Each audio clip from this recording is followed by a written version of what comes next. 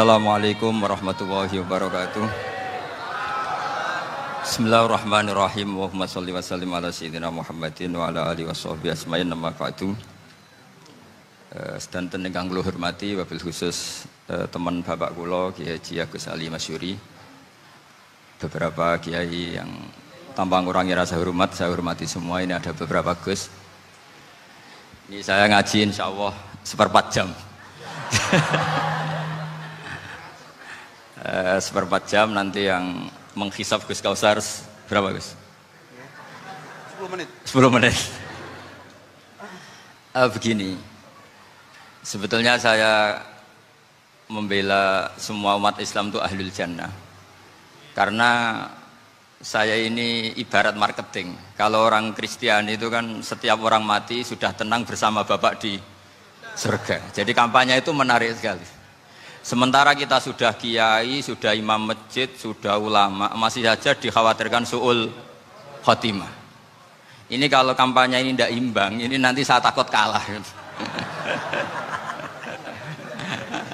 Makanya saya bilang pokoknya semua orang mukmin itu ahlul jannah. Karena memang asli hadisnya seperti itu, man qala la ilaha illallah dakhalal jannah. Bahwa kemudian ada beberapa kiai yang mungkin wataknya itu pesimis, kemudian bikin sekian aturan-aturan yang sebetulnya itu cerminan dari pesimisnya, terus akan-akan masuk surga itu susahnya bukan main.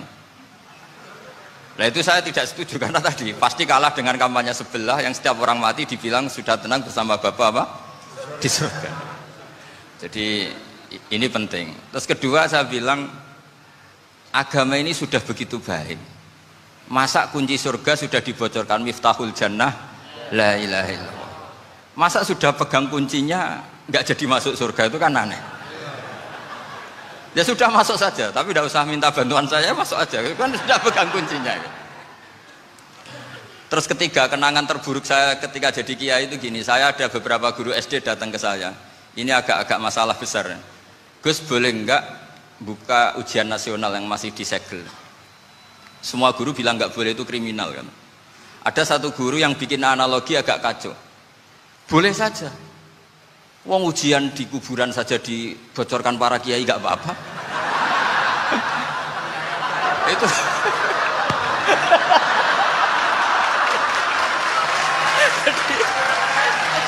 Tapi ini kriminal ya. Perhatian kepada kiai, nggak boleh memukul pemateri.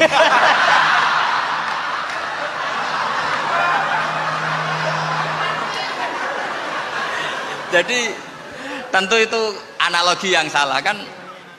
Marrobuka kan, Tuhan kamu siapa, Nabi kamu. Tuhan kamu siapa, Nabi kamu siapa, imam kamu siapa. Ini kan sudah dibocorkan oleh para kiai. Artinya apa? Nak raiso jawab kebablasan gitu. Terus guru ini berpikir kalau ujian akhirat sekrusial itu saja bisa dibocorkan, kenapa ujian nasional tidak boleh? Tentu ini kias yang salah, saya tidak ngajari seperti itu. Tapi saya ngajari ke kalian betapa mudahnya masuk surga. Kunci jawaban sudah dikasih, kunci pintu masuk sudah dikasih. Kok sampai tidak masuk, ini kebablasan. Paling salah gurunya. Jadi ini kenapa saya sering cerita orang mukmin semuanya itu min ahlil jannah. Itu saya jamin. Sama tidak usah takut su'ul khotimah, tidak usah takut berlebihan seperti itu. Karena setahu saya, setidaknya saya mewakili ulama zaman ini. Rata-rata guru kita ini bermadzhab Syadzili dalam berkeyakinan berpikir tentang Allah. Di antara ini yang mulai saya ngomong serius, supaya tadi kan guyonannya sudah diambil Gus Reza sama Gus Kausar. Saya tahu kenapa mereka guyon. Kalau ngomong serius takut kalah sama saya.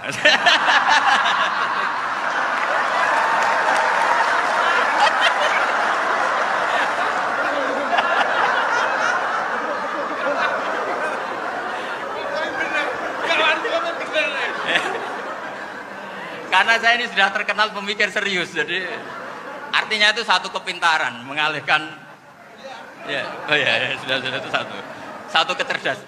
Tidak hanya ngalim tapi betul cerdas. Betul cerdas. Jadi itu bukti beliau-beliau ini cerdas itu. Saya berpikir begini, ini madzhab Syadzili. Kita semua tentu Syadzili karena kita semua ngaji kitab hikam. Kita tahu kitab hikam itu muridnya Abul Abbas Al-Mursi. Abul Abbas Al-Mursi muridnya Syekh Abil Hasan apa? Asy-Syadzili. Saya masih ingat betul makalah itu dan saya ulang-ulang. Setiap saya ngajar di sarang saya ajarkan itu. Kilali, kata Abdul Hasan As-Sadili, saya pernah dapat hatif, dapat semacam ilham. Apa makna min syarril waswasil khannas? Itu kata beliau dijawab oleh hatif itu. Hatif itu nggak perlu diterjemah tadi ada, karena tadi diajarin itu. Apa yang dihidupkan itu nggak perlu dijelaskan. Kata hatif tadi, waswasun yadkhulu bainaka wa baina habibika. Yunsika altofahu alhasanah wa yudzakiruka af'alaka asai'ah wa yukassiru indaka dzatas shimal wa yuqallilu indaka dzatal yamin liya'dila bika an husnidzanni billah ila su'idzanni billah. Jadi yang dikatakan waswas adalah kamu digiring untuk hanya ingat sisi-sisi kamu yang negatif, dilupakan bahwa Anda punya sisi-sisi yang positif. Misalnya seperti ini, mungkin secara fikih tadi banser-banser tegas, wah ini masalah lelaki perempuan dipisahkan gini-gini. Tapi kenapa Ghazali bilang ya sudah gini gak apa-apa. Sebetulnya ada rukhsah itu karena ini di depan umum. Yang paling pantangan Nabi itu la yakhluwanna rajulun bimra'atin. Ini ada yang menjaminnya gitu. Malah khawatir saya di sini dipisah tapi setelah berduaan nggak bisa. Jadi toleransinya karena ini di depan umum. Itu masih ada toleransinya. La yakhluwanna rajulun bimra'atin. Begitu juga ketika kita dosa, misalnya kita dosa. Orang Islam setiap dosa itu pasti ingat salahnya, kemudian istighfar. Dan ketika satu kebaikan dibandingkan keburukan, itu kata semua ulama, karena sayyi'ah itu bernilai 1, kebaikan bernilai apa? 10. Itu masih surplus berapa? 9. Jadi itu cara berpikir Abdul Hasan As-Sadili. Kenapa kamu harus berpikir positif tentang Tuhan? Sekali berpikir tentang negatif, itu bahaya betul. Misalnya begini, kamu berpikir, tak rewangi, jadi kiai, sujud, rukuk, ternyata aku tetap lebu neraka, gunanya apa? Itu menurut saya kan gak punya akal. Sujud itu satu kelaziman menghamba kepada Allah. Normalnya seorang hamba itu ya sujud. Kemudian gara-gara kamu ingin masuk surga, terus logika kamu dibalik, gunanya apa saya sujud?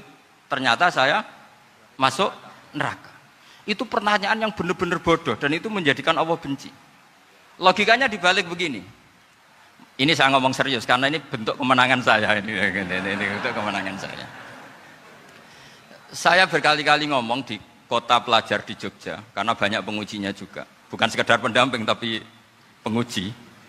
Banyak yang profesor, bukan sekedar doktor, banyak yang profesor. Jadi biar ini dok. Begini, saya pernah ditanya sama seorang dosen, Gus, saya ini ngaji hadis banyak, tapi ada yang saya tidak paham, yaitu mangqala la ilaha illallah dakhalal jannah, ada kalimat wa in zana wa in saraka.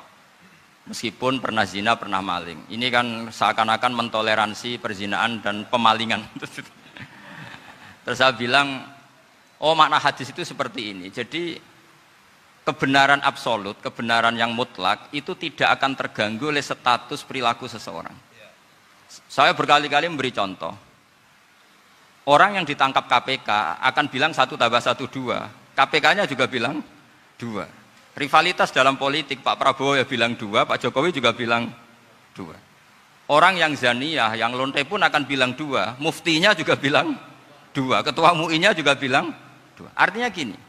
Kebenaran yang absolut adalah kebenaran yang siapapun akan meyakini seperti itu. Seperti 1 ditambah 1, 2. Kamu punya musuh bilang 2. Kalau ibu-ibu ini punya maru, ya marunya bilang 2 tadi tambah mama. Enggak tahu saya terjemahnya apa tadi.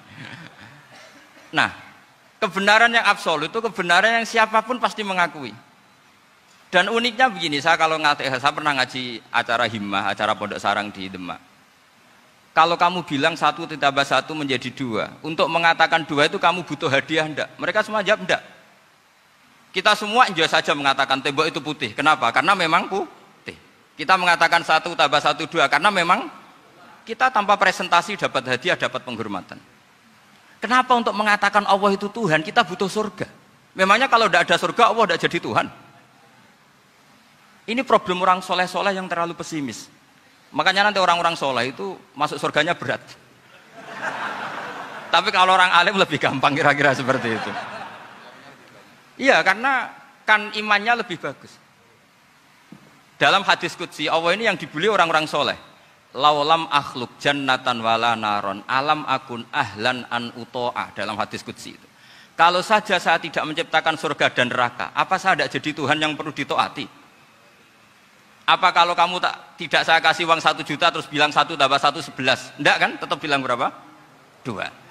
Kalau kebenaran absolut yang 1 tambah 1 kamu bilang 2 meskipun tanpa mendapat hadiah. Kenapa untuk bilang Allah Tuhan kamu butuh hadiah surga? Itu kan serai ikhlas belas. Makanya saya terus mengajarkan ikhlas. Ikhlas itu bisa dilatih dengan akal, dengan pikiran, bil ilmi lah. Harus dilatih.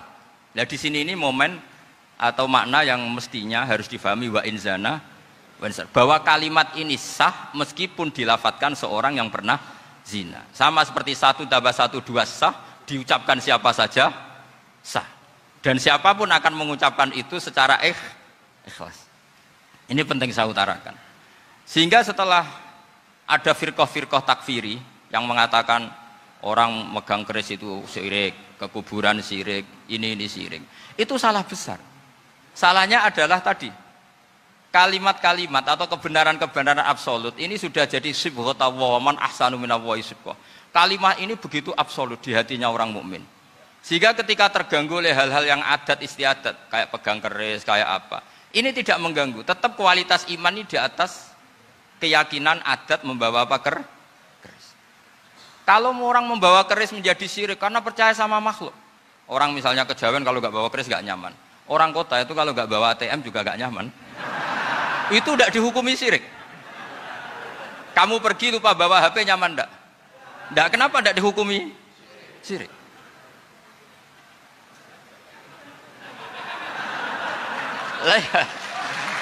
Jadi ini logika-logika. Jadi makanya ini Gus Reza boleh ngeritik saya. Saya tuh berkali-kali bilang, saya termasuk ulama yang mau bikin gerakan cangkem elek. Karena nanti kalau saya nisbatkan ke Rasulullah itu tidak pantas, karena Nabi ahsanan nasi khalqaw wa khuluqa. Tapi saya siap jadi bempernya Rasulullah Shallallahu Alaihi Wasallam. Pernah ada diskusi di Jakarta, ini kisah nyata. Apa dalilnya setelah sholat salaman? Mana hadisnya? Itu dijawab hadisnya tentu kita kesulitan. Kalaupun ada hadisnya dhaif semua yang masalah musafahah. Akhirnya mau tidak mau dijawab pakai cangkem elek. Boleh enggak kamu setelah salam nyalain HP yang off? Boleh. Boleh enggak ke kamar mandi? Boleh. Oh berarti kencing boleh, nyalain HP boleh, yang enggak boleh itu ingat Allah. Karena mereka mengkritik wiridan, ngeritik salam. Akhirnya mikir deh. Ada enggak hadisnya orang setelah sholat nyalain HP? Enggak ada kan? Tapi mereka nyalain HP enggak hambatan, tapi untuk salaman masalahkan. Ke kamar mandi boleh, tapi untuk wiridan enggak boleh. Akhirnya mereka sadar, oh iya. Lama-lama dibisi gini yang kelompok itu. Kamu itu korban aliran supaya kamu enggak ingat Allah, ingatnya HP-nya. Sehingga orang wiridan kamu kritik, orang nyalain HP enggak kamu kritik. Itu kelompok itu adalah kelompok orang-orang yang supaya orang Islam itu lupa Tuhannya. Itu gerakan cangkem elek, tapi jadikan orang sadar. Jadi ini penting. Jadi kalau kamu tidak bisa bela agama dengan jalan yang lurus karena tidak bakat gitu, nggak apa-apa pakai cangkem elek tadi. Karena nggak mungkin gerakan ini dinisbatkan kepada Rasulullah Shallallahu Alaihi Wasallam. Kalau soal sanad, saya punya sekian sanad tentang itu, tapi tidak usah kamu ikuti. Ada orang tanya, ya Pak Kiai kalau setan dibakar di neraka panasan enggak? Ya panasan. Lo kan setan dari api, ngapain harus panasan? Kan materinya sama. Terus Kak Kiai tadi gak kesulitan, dia ngambil pasir, disawur di wajahnya. Wah sakit Kiai, kamu kan dari tanah, kena tanah kok. Jadi itu ada sekian, artinya gini ya, kalau kesulitan jawab pakai baik-baik ya sudah pakai cangkem elek itu aja. Karena tapi tentu kan gerakan ini tidak mungkin dinisbatkan kepada para nabi. Tapi saya pastikan meskipun nggak bisa dinisbatkan kepada para nabi dari segi cangkem elek tadi, tapi secara semangat itu sama. Saya punya sekian contoh. Benar Gus Riza tadi gojok saya ngawur-ngawurnya itu masih punya sanad. Itu pas saya ngawur pun masih punya apa? Sanad. Nabi Ibrahim itu ketika faja'alahum juzatan illa kabiralahum itu si berhala paling besar dikasih kapak. Ketika mereka geger, ini siapa yang berhala kecil? Kata mereka, sami'na fatay yadhkuruhum yuqalu lahu Ibrahim. Ya kira-kira Ibrahim lah gitu. Terus setelah Ibrahim didatangkan, siapa yang melakukan ini semua? Ini jawaban Nabi Ibrahim, bal fa'alahu kabiruhum hadza. Ya tanya yang bawa pedal, saya kan tidak bawa kan. Terus kata orang-orang, otak kamu itu di mana? Masa berhala disuruh nanya, kan nggak bisa ngomong. Ibrahim kembalikan, uffil lakum walima ta'buduna min dunillah. Lalu otak kamu di mana? Sudah tahu nggak bisa ngomong kok disembah gitu. Itu ada kata uffin loh. Uffin itu kalau diterjemah kira-kira ya agak-agak jancuk gitu. Kira-kira ya kira-kira seperti itu. Jadi sekarang dalilnya jancuk apa Gus?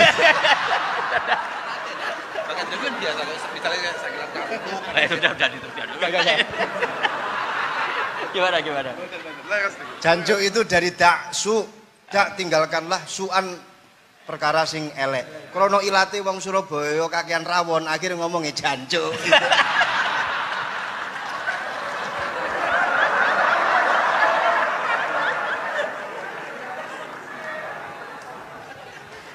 Jadi mulai dulu melawan kebatilan itu harus pakai logika yang vulgar. Karena memang nggak mungkin dengan bahasa-bahasa priayi itu nggak mungkin. Dan ini penting saya utarakan. Nah, kalau nanti nggak mungkin dinisbatkan kepada Rasul karena Nabi adalah ahsanan nasi khalqa wa khuluqa, kita yang ngambil alih saja. Gus Reza, saya, Gus Kaustan ini cara cangkem elek kan pantas. Luas.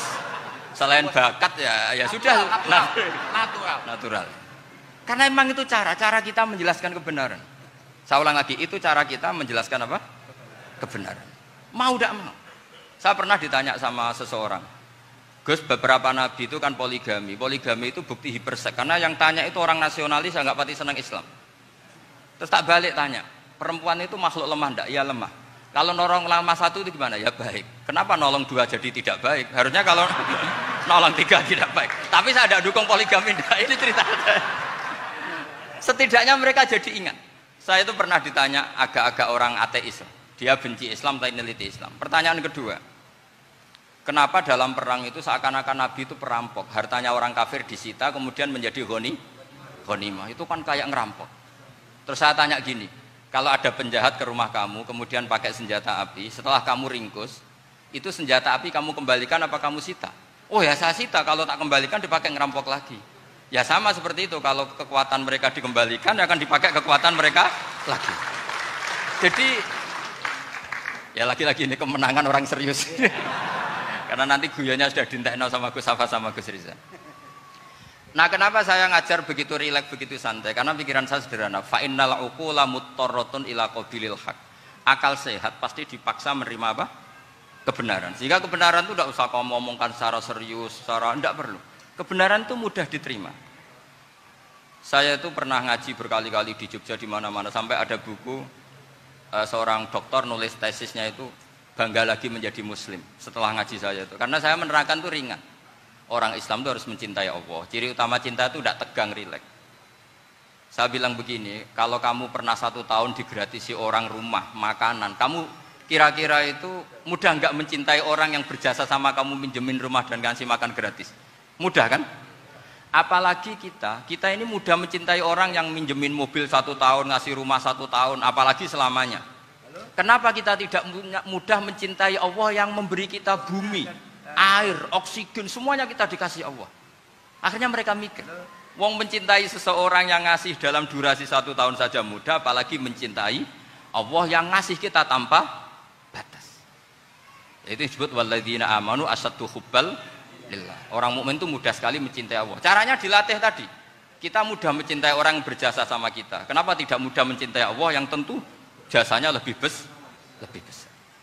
Nah, karena akhir-akhir ini banyak orang yang terlalu nazir, terlalu apa? Kata Nabi kan basyiru walatu nafiru yasiru walatu asiru. Sehingga saya bikin gerakan. Pokoknya semua orang mukmin pasti masuk surga. Nanti soal ada kesalahan-kesalahan kecil yang menjadikan orang su'ul khotimah itu sifatnya kehati-hatian. Jangan menjadi hukum. Hati-hati itu tidak menjadi hukum. Kalau kamu nyupir hati-hati itu bukan berarti pasti kecelakaan. Enggak. Hati-hati itu ya hati-hati saja, tidak menjadi hukum. Ini penting saya utarakan karena kubu sebelah kampanyenya sudah tadi, setiap mati mesti tenang bersama Bapak di surga. Sementara kita mau kampanye, kamu sholat tidak mesti diterima, haji tidak mesti diterima, jadi kiai tidak mesti masuk surga. Coba kalau kita kampanye gitu terus, yang mau jadi muslim itu siapa?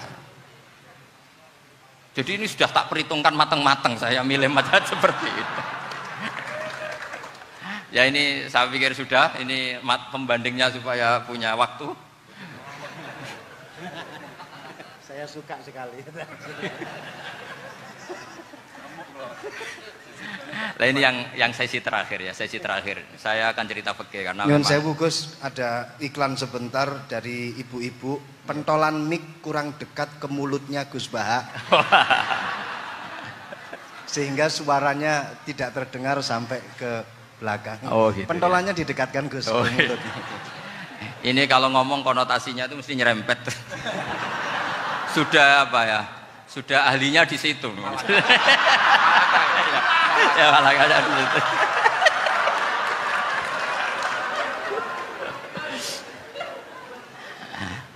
Dalam sesi terakhir saya cerita pentingnya pembanding. Imam Rafi'i itu yang ngarang kitab Muharrar. Kitab Muharrar ini adalah ringkasan dari kitab Al-Wasit. Al-Wasit itu karangannya Imam Ghazali. Al-Wasit sendiri ini khas ngaji NU, karena NU maknanya Nahdlatul Ulama, gerakan para ulama. Jadi kalau nggak ngerti alim-alim seperti itu ya ada NU. Sebenarnya sampai itu pasnya Nahdlatul Ummah, gerakan umat. Tapi kan sudah jadi partai politik Nahdlatul Ummah. Karena yang katakan NU itu Nahdlatul Ulama, gerakannya para ulama. Imam Rafi'i itu berpendapat sujud itu cukup pakai baduk, pakai jidat.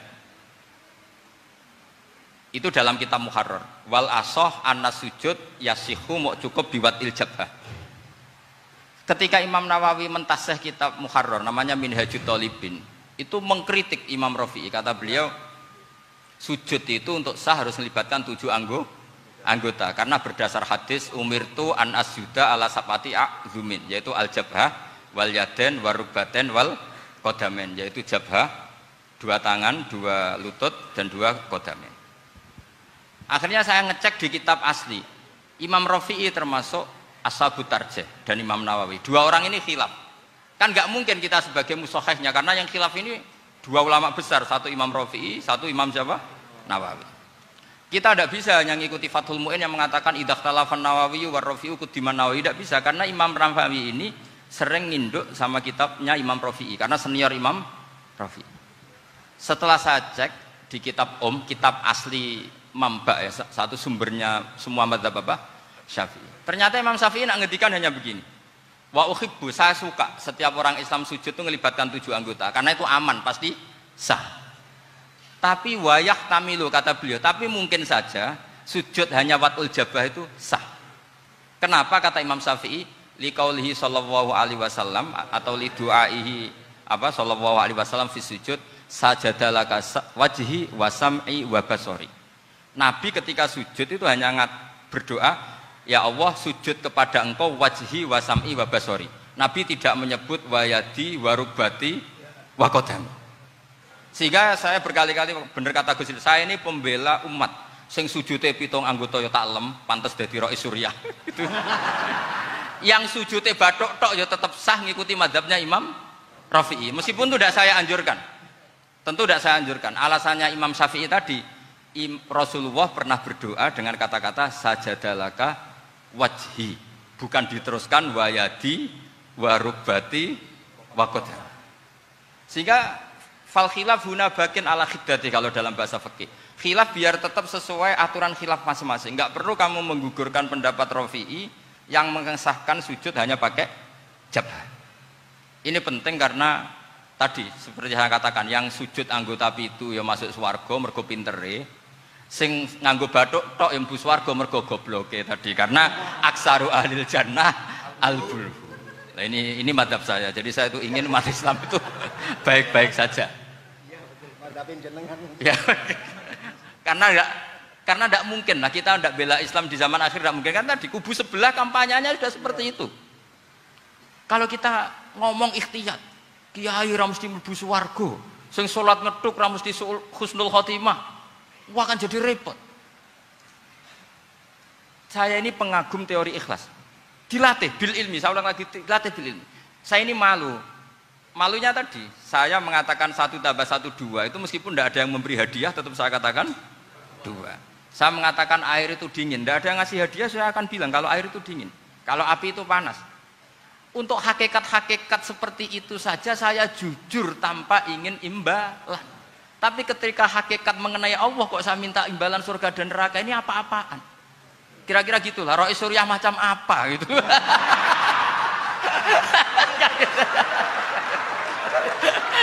Ya saya kira demikian. Assalamualaikum warahmatullahi wabarakatuh. Waalaikumsalam warahmatullahi wabarakatuh. Alhamdulillah. Baru kali ini ada seminar yang dikritik terus sama pemateri itu pendampingnya. Mestinya pembandingnya.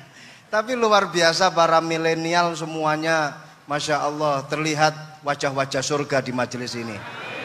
Walaupun toh yang hadir tidak semuanya milenial, ada post milenial juga di sini.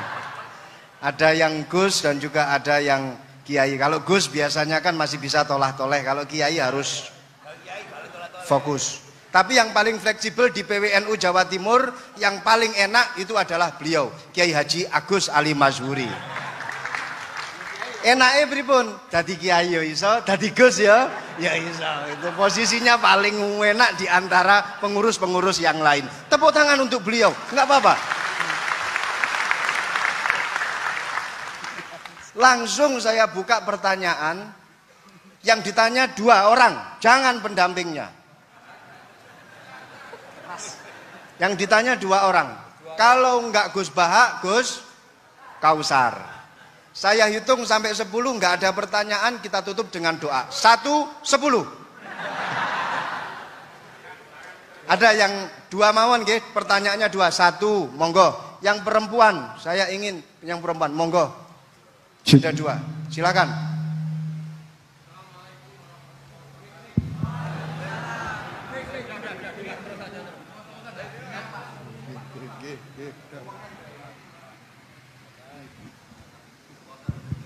Bismillahirrahmanirrahim. Assalamualaikum warahmatullahi wabarakatuh.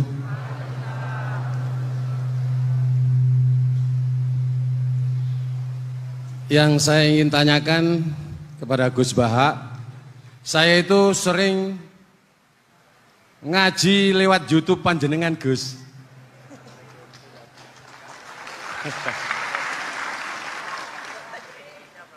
Insya Allah ilmu saya tambah walaupun tidak banyak.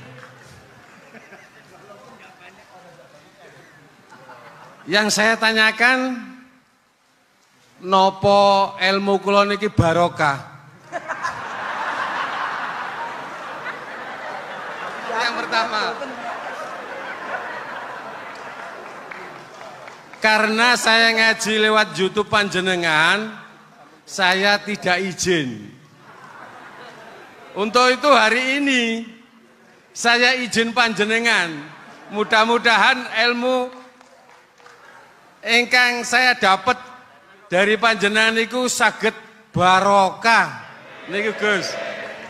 Terima kasih. Wassalamualaikum warahmatullahi wabarakatuh. Waalaikumsalam warahmatullahi wabarakatuh. Langsung mawon Gus nggih, yang satunya dulu. Siapa aja? Oh gitu. Monggo Gus. Itu tetap barokah dan kebaikan itu mah enggak perlu minta izin.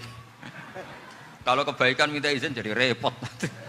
Jadi kalau dalam kitab fikih disebut iktifaan bil idzni syar'i, karena syara akan selalu memberi izin sama kebaikan. Itu udah hanya masalah YouTube sampean. Tadi melihat wajah Gus Ali ibadah, pamit dulu. Nanti kalau ada orang alim lewat mau lihat juga pamit dulu. Lama-lama mau baca sholawat, ya Rasulullah pamit dulu mau baca sholawat. Jadi semua kebaikan itu cukup iktifaan bil idzni syar'i. Ya jelas ini ya. Ya. Oke, terima kasih. Jangan lupa pulsane tuku dhewe lek ndelok YouTube. Wifi-nya juga jangan nyolong. Harus passwordnya izin kepada yang punya wifi. Baru nanti 100% barokah. Mbak yang belakang bisa berdiri. Yang mau tanya tadi.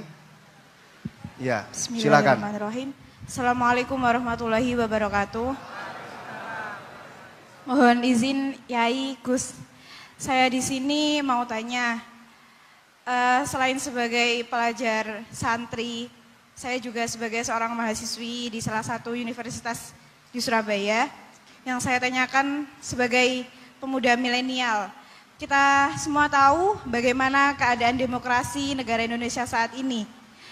Yang saya tanyakan, bentuk dari hubul waton minal iman. Hubul waton di sini, bolehkah saya sebagai seorang mahasiswi menyuarakan pendapat saya, berjuang bentuk ijtihad demi keadilan berupa demonstrasi?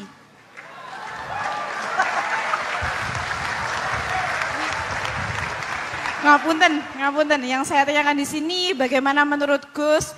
Apakah saya melakukan demonstrasi ini sudah baik atau sangat baik atau mungkin perlu dikaji kembali? Terima kasih. Wassalamualaikum warahmatullahi wabarakatuh. Hubungan antara demonstrasi dan hubbul wadon minal iman. Hah?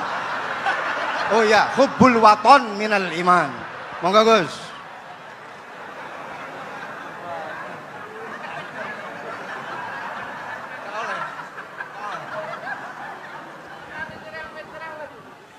Ini benar-benar ahli.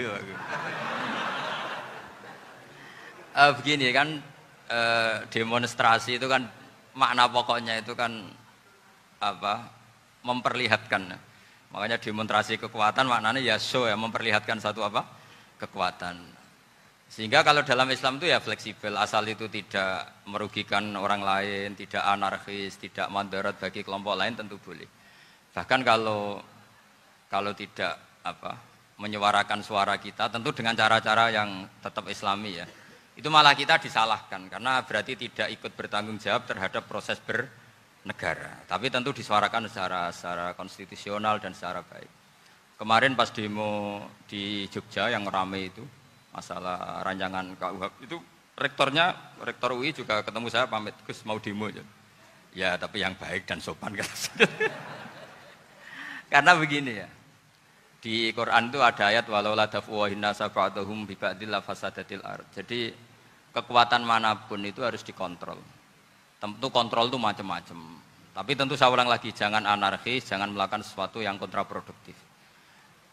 Jadi menurut saya pernah ditanya, Gus kalau pemerintah itu didukung 90% rakyatnya bagus enggak? Ya bagus, berarti presidennya hebat, didukung mayoritas rakyat. Kalau hanya 55 ya bagus, presidennya biar tahu, biar hati-hati karena dipilih separuh lebih sedikit gitu. Lah kok bagus semua? Ya emang harapan kita sama Allah semuanya baik semua kata saya gitu. Jadi susahnya apa sih kita melihat sesuatu itu, asal agama ini kan gampang, asal tidak maksiat itu baik. Asal gak maksiat itu baik. Makhuyira Rasulullah bina amroini lakhtaro aisarohuma malam yakun isman. Jadi demo itu bukan, nah kalau demo yang diharamkan sebagian fatwanya ulama tentu yang maknanya yang anarkis. Kalau yang dihalalkan tentu maknanya yang tertib. Itu biasa dalam hukum fikih. Rasulullah ngendikan A, mahmalnya seperti ini. Rasulullah ngendikan B, mahmalnya seperti ini. Karena kadang ngendikanin Nabi cara zahir itu berlawanan. Misalnya Nabi ditanya, amal paling baik apa ya Rasulullah? Nyaur utang gitu. Karena biasa yang ngemplang mungkin yang tanya itu tukang. Tapi kadang Nabi jawab birrul walidain. Kadang jawab as-sholat li awwali waktiha. Karena penanyanya ini beda. Gimana? Cinta pun nggak tahu sholat. Ya, cinta kok nggak tahu sholat kata beliau. Kan gitu. Jadi ini penting saya utarakan karena zaman Nabi itu ya biasa Nabi misalnya ngendikan sesuatu itu. Terus ada juga sahabat yang memperlihatkan pendapatnya, tapi tidak niat bantah. Masyhur itu dalam tarikh. Saya beri contoh yang masyhur itu. Nabi pernah sholat duhur itu 2 rakaat. Sebagian riwayat mengatakan asar, tapi yang lebih kuat itu duhur.